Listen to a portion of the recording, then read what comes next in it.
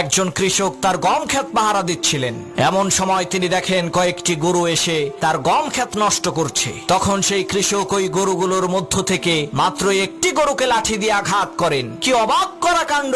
ওই একটি গরুকে লাঠি দিয়ে আঘাত করার কারণে সবগুলো গরু সেই গম ক্ষেত থেকে পালিয়ে চলে যায়। গরুর এই কাণ্ড দেখে সেই কৃষক খুবই অবাক হলেন এবং বলতে লাগলেন, হায় আফসোস, আমরা মানব জাতিরা কতই না হতভাগা, আমরা তো গরুর চাইতেও নিকৃষ্ট।